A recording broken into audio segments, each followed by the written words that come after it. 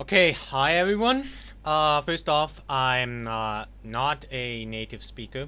I'm German, and since I was small, I, I couldn't understand the German past. I never understood how it was possible for people to harm or persecute other people.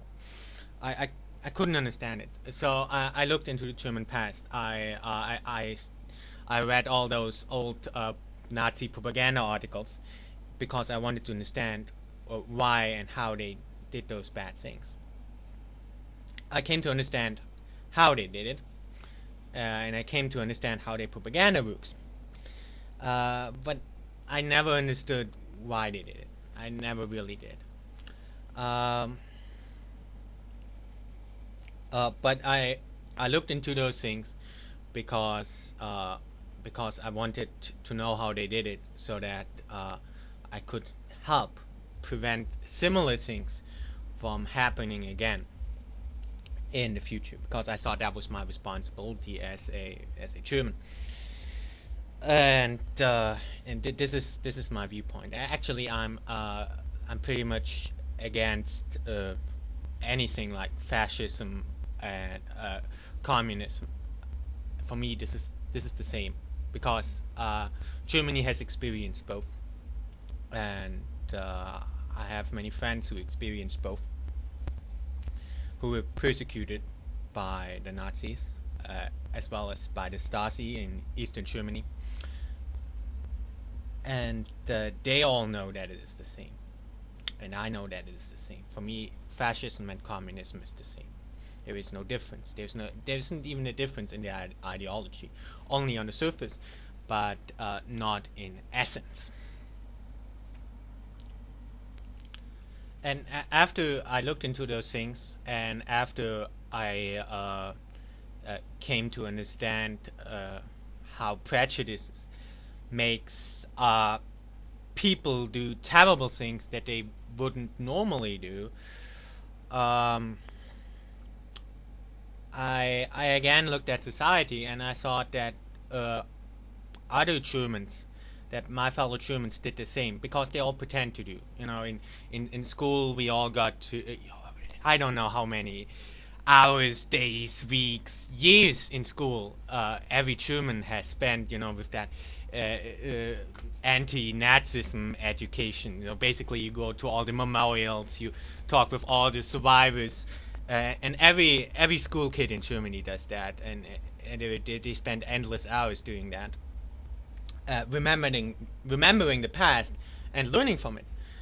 But I really looked at those old propaganda texts and at the prejudices contained therein, and I came to realize that many people have not realized those prejudices, because many people nowadays, they say, "Oh, we learned from the past," but they're still using those old prejudices. Maybe not against Jews, but maybe against capitalists, because this is the same. Jews were simply painted as capitalists. They were simply the capitalists of the Nazis. That was always the old German prejudice against Jews, saying Jews are evil, rich, capitalists, bankiers, crazy religious people who kill themselves and other people, and crap like that, you know.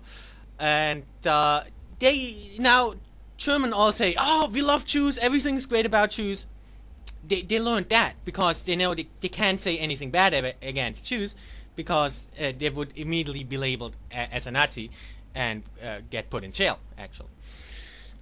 But they're using the very same, very, very similar prejudices. Maybe not against Jews, but against basically any other group that they might not like. Because that's okay in Germany. You just can't say anything against Jews, but you can use the same methods, the same lies, the same propaganda against any other group you might not like. So in that sense, I thought many Germans actually have not learned their lesson. And that's why I think it's very important to really look at those things, look at the prejudices, and examine ourselves. Examine whether whether it incites hatred in us. You know, many people, especially Germans, understand how evil and bad Nazism is, but they don't realize where Nazism comes from, and you know, all that social Darwinism stuff. You know, social Darwinism. Social Darwinism isn't racism. Many people don't get that. Many people think social Darwinism is simply racism. No, it's not. Social Darwinism is simply Darwinism applied to human society. It doesn't have to be human races. It could also be human classes or whatever. It could be groups, you know. Communism is social Darwinism, just the same. Because you go and say, all capitalists are like this and that. And we, the totalitarian, we have to, we have to destroy the capitalist class in order to evolve and in order to be free. It uses survival of the fittest. It basically puts everybody in classes or races or whatever. It could be any group. It doesn't have to be classes or races. It could be any social group. And says, like in animals, like with animals, like when you have animals, you can say like, oh, those are rats. You can channelize it. You can say all rats are filthy, all rats are harmful. You can channelize this. It applies to any rat. There isn't a single rat who isn't harmful or who isn't filthy, because that's the nature of rats, and rats cannot change that nature. That works in animals.